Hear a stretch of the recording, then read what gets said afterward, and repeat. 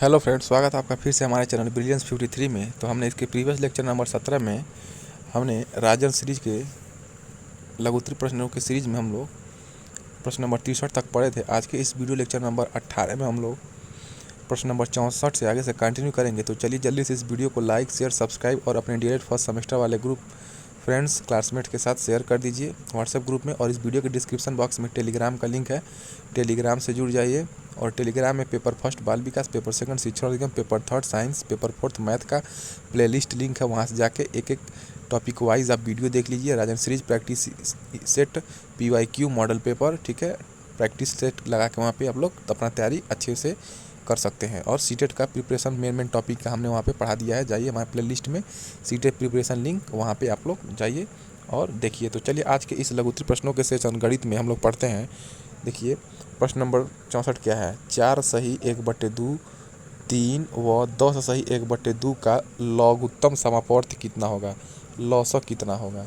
तो 4 सही 1/2 को क्या करेंगे, सबसे पहले मिश्र भिन्न में दिया है तो इसे क्या करेंगे, 2 × 4 धन 1/2, 4 दूना 8, 1 9/2 हो गया आपका, ठीक है। तो 9/2 ये हो गया। अब 3 हो गया तो 9/2 हो गया, कामा 3 हो गया। अब 10 सही 1/2 को भिन्न में बदलिए तो क्या जाएगा, 10 × 2 धन 1/2।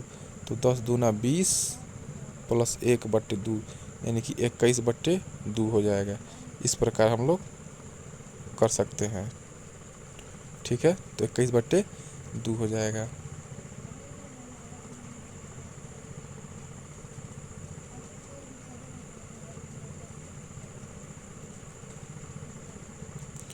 चलिए तो यहाँ पे 21/2 हो गया ना, इसे हम साफ कर देते हैं। 21/2 हो गया। ये देखिए यहाँ पे। अब इसका देखिए लौसा कैसे निकालेंगे। तो लौसा देखिए कैसे निकाला जाता है। देखिए यहाँ पे 9/2, 3/1, 21/2, ठीक है, का लौसा ज्ञात करना है। तो दी गई भिन्नों का अभिष्ट लौसा, यानी कि अभिष्ट मतलब रिक्वायर्ड लौसा, लॉसअप, ठीक है। तो क्या हो जाएगा इसका लॉसअप। तो पहले अंश का अंश निकाल लीजिए, 9 3 21 का। तो 9 3 21 का इसका लॉसा निकालेंगे। और नीचे हर 2 1 2 का, 2 1 2 का मौसअप, ठीक है। तो जब इस टाइप का निकालना हो आपको तो क्या करेंगे, ऊपर लॉसा और नीचे मौसा निकाल लेते हैं। तो देखिए 9 3 21 का लौसा निकालेंगे, क्या हो जाएगा यहाँ पे 9 3 21, 3 से काटिए, 3 से 3 3 9, फिर 3 से एक बार में, फिर 7 बार में, फिर 3 से कट जाएगा, फिर 7 से। तो 3 3 9 और 9 7 63 हो जाएगा। तो 63 इसका हो जाएगा लौसा। अब मौसा क्या हो जाएगा, 2 1 2 का मौसा क्या होगा। तो 2 1 2 का मौसा जो होता है, 2 से आप भाग दे देंगे,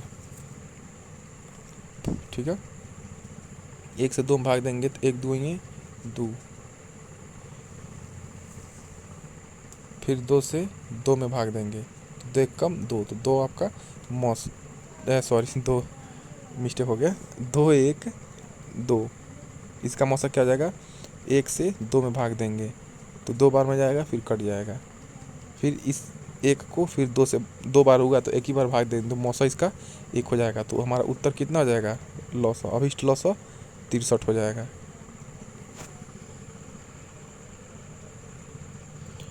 प्रश्न नंबर 65 क्या है।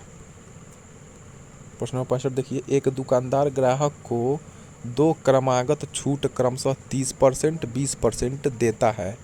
तो बताइए यह छूट एक समतुल्य छूट के रूप में कितने प्रतिशत के बराबर होगी। तो माना वस्तु का क्या होगा, माना वस्तु का मूल्य क्या हो गया, 100 रुपया हो गया। पहली स्थिति में क्या है, विक्रय मूल्य। तो 100 रुपया में से 100 का 30% छूट दे दिया। तो 100 में से देखिए कितना रुपये का छूट दिया, तो 70 रुपये का छूट हो गया जब 30% का छूट देता है तो, ठीक है।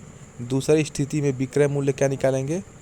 अब देखिए पहले 100 रुपये था, अब 70 रुपये हो गया, तो 70 रुपये में 70 का 20% अब छूट देगा ना, तो क्या हो गया 70 में से 70 रुपये का 20% निकाल लीजिए ऐसे, तो 2 कम 2 2 5 10, ठीक है। फिर 5 से 35 बार में, तो 70 में से 35 घटेगा,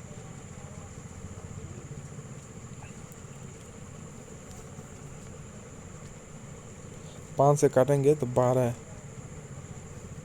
ठीक है, तो आपका 56 हो जाएगा। दूसरी स्थिति में कुल छूट क्या हो जाएगा आपका 100 रुपये में से 56 रुपया, तो ये आपका 44 रुपया हो गया। एक समतुल्य छूट की प्रतिशतता कैसे निकालेंगे, तो समतुल्य छूट की प्रतिशतता क्या हो जाएगा 44/100 गुणे 44%, ठीक है। 44 रुपये का प्रतिशत निकाल लेंगे तो 44% की छूट हो जाएगी।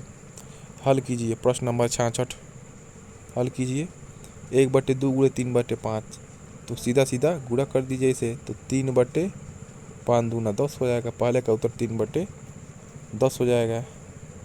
इसका देखिए क्या हो जाएगा, ये भिन्न है, तो 8 और 4 का लौसा क्या हो जाएगा, 8 और 4 का लौसा आपका हो जाएगा 8। ये तिर्यक गुणा कर दीजिए, ज़्यादा कन्फ्यूजन हो रहा था। इसका इसमें गुणा करिए, इसका इसमें, इसका इसमें, तो 7 चौके 28 प्लस 8 तिरिकी 24, तो 24 इधर लिख दीजिए, बट्टे 8 चौके 32 नीचे कर दीजिए। अब जोड़िए 24 दूना 48, 49 50, 50/32, 2 से 25 बार में, फिर 2 से 16 बार में,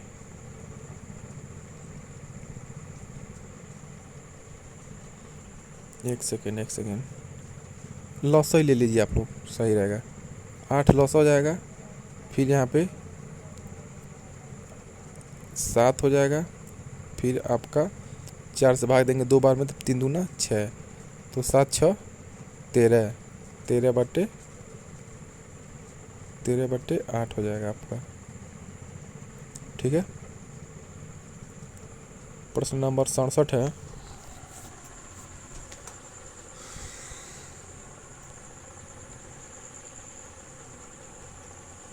एक त्रिभुज की भुजाएं 8 सेंटीमीटर, 15 सेंटीमीटर, 17 सेंटीमीटर। त्रिभुज का क्षेत्रफल ज्ञात कीजिए। तो मान लीजिए कोई त्रिभुज है, इसकी भुजाएं 8 हैं, फिर 15 हैं, फिर 17 सेंटीमीटर। तो त्रिभुज का क्षेत्रफल निकालना है, तो क्या होता है 1/2 आधार गुणे ऊंचाई होता है, लेकिन इस पर भुजा दिया है, आधार नहीं दिया है, ना ही ऊंचाई दिया है, बस आधार दिया है तो ऊंचाई नहीं, ठीक है। क्या पता कर पाएंगे कौन आधार है, ये भी नहीं पता लगा पाएंगे कि 8 आधार है कि 15 आधार है कि 17 आधार है। अच्छा ये बताइए इसमें से कौन आधार है। हम तो रैंडमली उठा के यहाँ पे 8 रख दे रहे हैं, क्या पता हम यहाँ पे 15 रख दें, क्या पता हम यहाँ पे 17 रख दें। इसीलिए यस बराबर क्या हो जाएगा a + b + c, तो यस मतलब क्या हो जाएगा अब देखिए 8 + 15 + 17/2, तो क्या हो जाएगा, जोड़ लीजिए 15 दूना 30, 2 32, 8 40/2, तो 20 हो गया आपका। एस की वैल्यू 20 हो गई, क्योंकि यहाँ पे देखिए बस भुजा दिया था। अब देखिए ये आपका ए हो जाता है, ये बी हो जाता है, ये सी होता है, ठीक है, ये भुजा होता है। तो क्षेत्रफल क्या निकालते हैं जब एस दिया होता है, तो S into S minus A, S minus B, S minus C. तो एस की वैल्यू हमने 20 निकाल लिया है, क्योंकि भुजाएं ए बी सी हमारा दिया हुआ है, तो एस माइनस ए, एस का मान 20, ए का मान 8, फिर 20 एस की वैल्यू, बी का मान 15, 20 और सी का मान 17, ठीक है। तो क्या जाएगा 20 गुणे 20 में से 8 जाएगा 12, फिर 20 में से 15 जाएगा 5, फिर 20 में 17 जाएगा 3, तो क्या जाएगा 3600। और 3600 का वर्ग मूल कैसे निकालेंगे देखिए, तो अंडर रूट जब ये 3600 है तो इसको क्या करेंगे, देखिए 6 को 36 होता है ना, तो 60 गुणे 60 कर दीजिए और इसका जोड़ा बना के एक 60 बाहर निकाल दीजिए। यही आपका वर्गमूल निकालने का तरीका है। तो ये इतना वर्ग सेंटीमीटर क्षेत्रफल है, तो क्या हो जाएगा सेंटीमीटर ऑलरेडी दिया है मात्रक, तो वर्ग सेंटीमीटर क्षेत्रफल में लिख देंगे। प्रश्न नंबर 68 क्या है, 6 घंटियाँ एक साथ बजनी आरंभ हुई। मान लीजिए 1 घंटिये, 1 घंटिये, 1 घंटिये, 1 घंटिये, 1 घंटिये, 1 घंटिये, ठीक है। 2 2 4 2 6 घंटियाँ एक साथ बजना आरंभ हुई। ये घंटियाँ क्रमशः 2 4 6 8 10 12 2 4 6 8 10 12 सेकेंड के अंतराल से बजें, यानी कि ये बजने के जस्ट 4 सेकंड बाद ये बजेगा, उसके जस्ट 4 सेकंड बाद ये बजेगा, उसके जस्ट 6 सेकंड बाद ये बजेगा, उसके 10 सेकंड बाद 8 सेकंड बाद ये बजेगा, 10 सेकंड बाद ये, 12 सेकंड बाद ये, ठीक है। ऐसे बजता है। तो 30 मिनट में वे कितनी बार एक साथ बजेंगी? तो 30 मिनट में कितनी बार एक साथ बजेंगी? देखिए 2 4 6 8 10 का लौसौ क्यों निकालेंगे? क्योंकि 2-3 अंक यहाँ पे दिया गया है। यहाँ पे देखिए कितनी बार दिया है, एक साथ की बात कर रहा है, तो लौसौ में ही आपका एक साथ आता है यूनियन टाइप। तो 2 4 6 8 10 12 का लौसौ निकाल लीजिए तो 120 हो जाएगा। तो अतः प्रत्येक 120 सेकेंड अर्थात 2 मिनट बाद इकट्ठी बजेंगी। अतः 30 मिनट 120 सेकेंड में अर्थात 2 मिनट में इकट्ठी बजेंगी। तो 30 मिनट में क्या हो, एक साथ बजेंगी? तो 30 मिनट में वे एक साथ बजेंगी, यानी कि 30/2 धन 1, यानी कि 16 बार आपका एक साथ बजेंगे। प्रश्न नंबर 69 है, दो संख्याओं का मौसौ व लौसौ क्रमशः 50 व 250 है। यदि पहली संख्या को 2 से विभाजित किया जाए तो भागफल 50 आता है। बताइए वे संख्याएं क्रमशः क्या होंगी?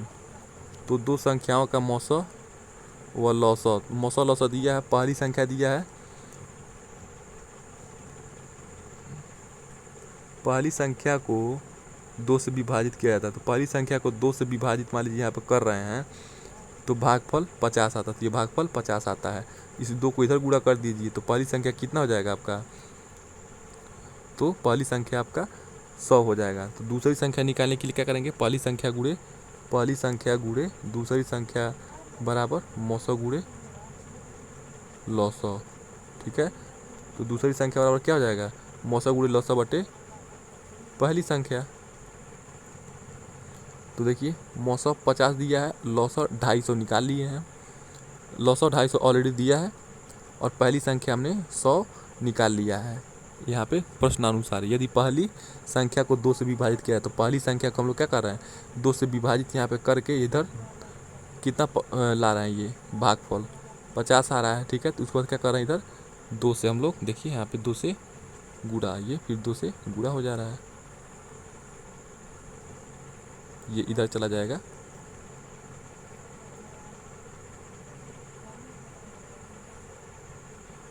ये 2 इधर चला जाएगा पक्षांतर होके, तो आपका 125 हो जाएगा। दूसरी संख्या 125, अतः वे संख्याएं क्रमशः 100 व 125 होंगी। पहला संख्या आपका 100 हो गया, दूसरा 125 हो गया। प्रश्न नंबर 70 है, प्रकार की सहायता से 3.4 सेंटीमीटर त्रिज्या का वृत्त खींचिए तथा इसका व्यास भी ज्ञात कीजिए। तो प्रकार की सहायता से 3.4 सेमी का स्केल पे क्या करेंगे? प्रकार का नोक यहाँ पे रखेंगे। मान लीजिए ये स्केल वो प्रकार है, ऐसे ही प्रकार होता है, ठीक है। और इसमें क्या है? ऐसे पेंसिल है लगा है, ऐसे पेंसिल लगा है। यहाँ पे ये कितना डिस्टेंस हो जाएगा आपका? ये आपका डिस्टेंस हो जाएगा 3.4, ठीक है। त्रिज्या ओए वाला अभिष्ट वृत्त है। अब यहाँ पे क्या करना है? ऐसे आप इसको अपने हाथ से इस पे पकड़ के ऐसे घुमाएंगे ऐसे, तो आपका वृत्त बन जाएगा और ये ऐसा दिखेगा, ठीक है। BC हो जाएगा 3.4 त्रिज्या, ठीक है। BC बराबर वो तो आप लोग जान जाएंगे। प्रश्न नंबर 71, गिरीश अपनी आय का 75% खर्च करता है। यदि उसकी आय 20% बढ़ जाने पर वह अपने खर्च में 10% वृद्धि करता है। यानी कि मान लीजिए पहले उसकी आय 100 रुपया थी तो वो 75 रुपया खर्च करता था। जब उसकी आय 120 रुपया हो गई तो वो 10 रुपया अपने खर्च में और वृद्धि कर देता है, यानी कि 75 10 85% खर्च करने लगता है। तो उसकी बचत में कितने परसेंट की वृद्धि होती है? तो मान लीजिए गिरीश की आय कितनी थी? 100 रुपये थी और उसका खर्च कितना था? 75 रुपया था, ठीक है। तो नया आय क्या हो जाएगा उसका,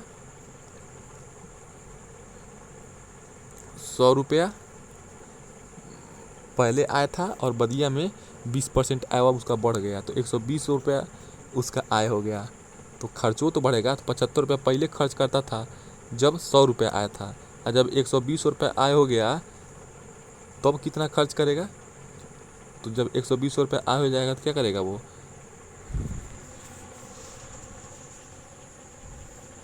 तो जब 20 रुपया और बढ़ जाता है तो क्या करता है, 10% की वृद्धि करता है। तो ये 10% की वृद्धि क्या करेगा, खर्चों अपना करेगा, तो 75 रुपये का 10% निकाल लेंगे, तो 75 गुणे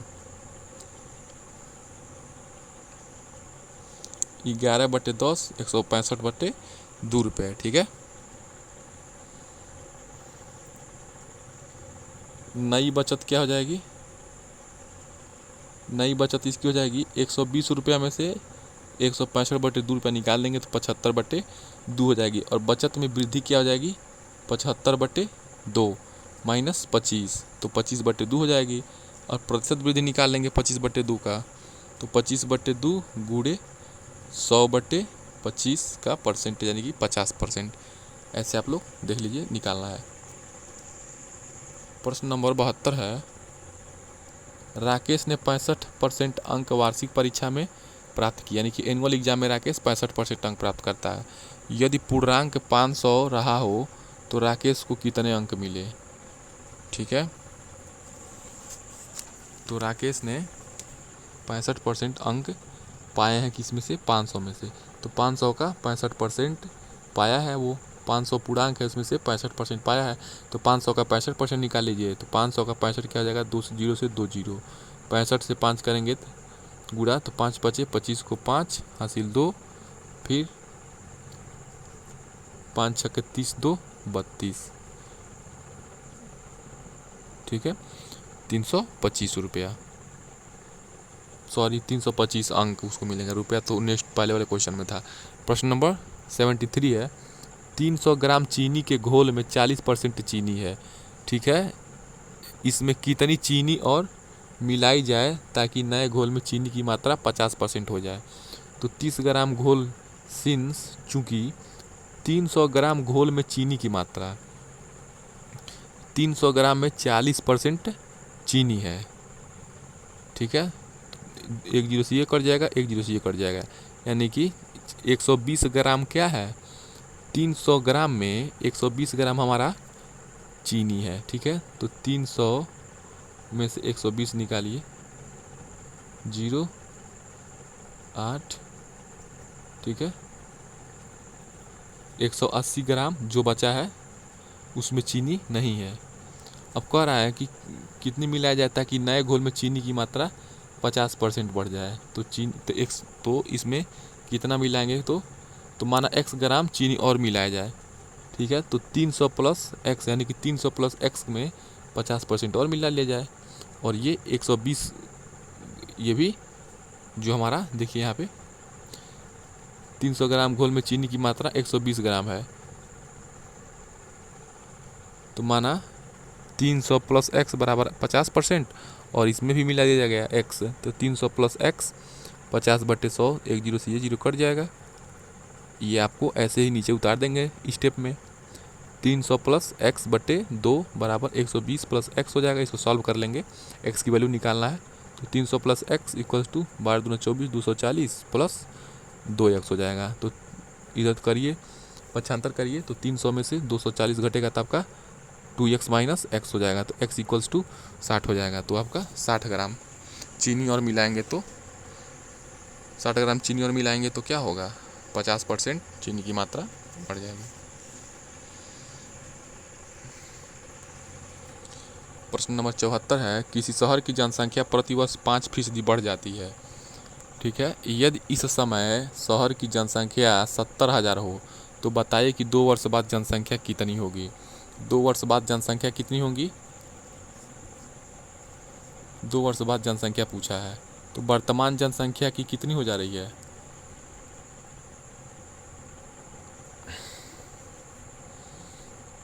1 प्लस 10/100, फिर ऊपर समय। ठीक है, तो 70,000 ये हो जाएगा 1 प्लस r/100 इंटू, ये एक फार्मूला आता है 1 प्लस r/100 के पावर t।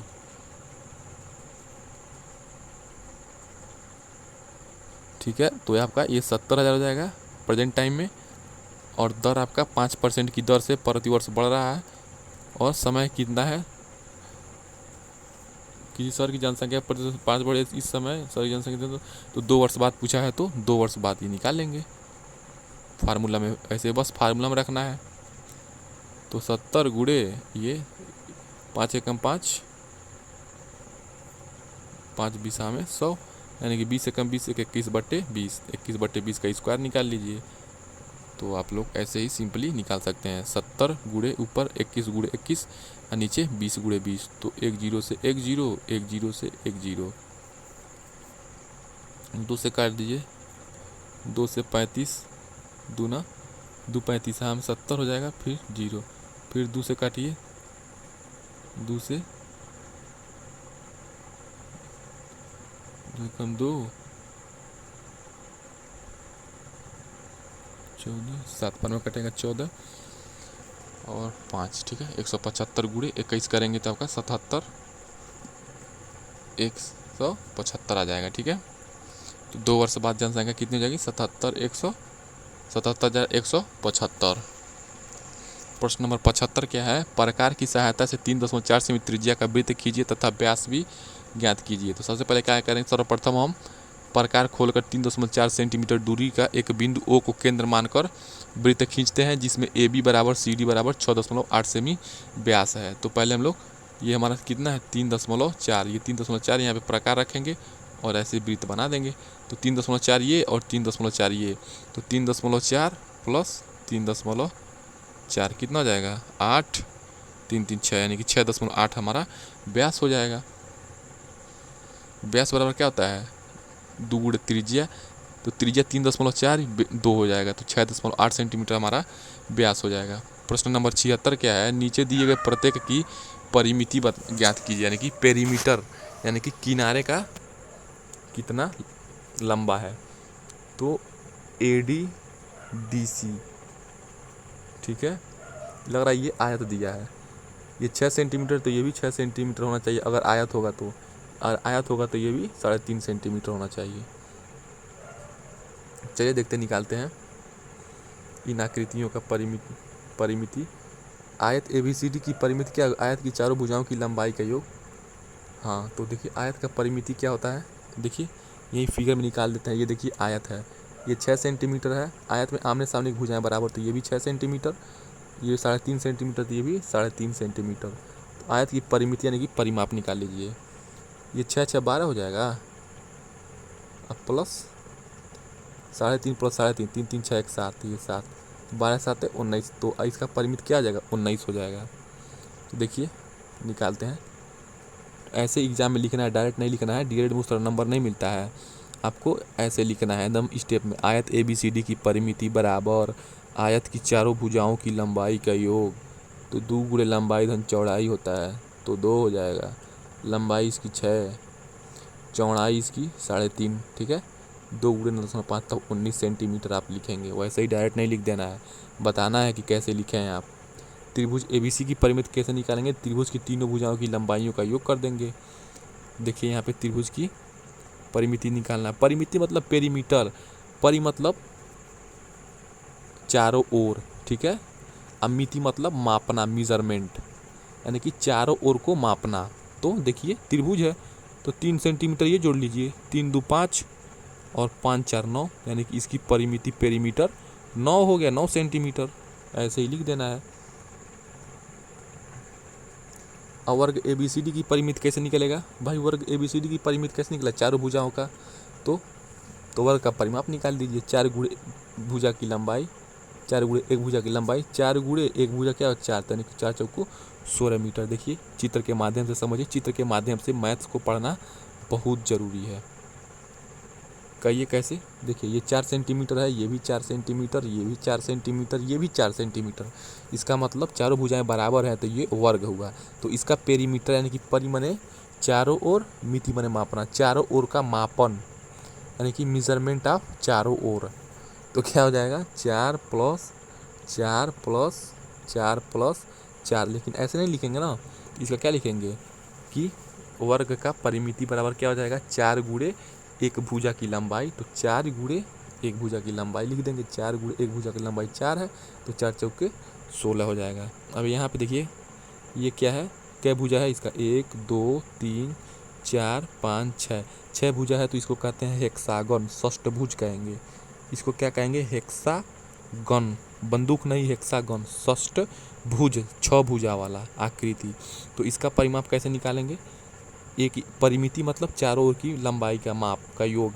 1 सेंटीमीटर, ये 1 + 4 5 2 7 2 9 9 3 11 9 9 10 11 12 9 3 12 हो जाएगा, 12 3 15। ऐसे निकालना है।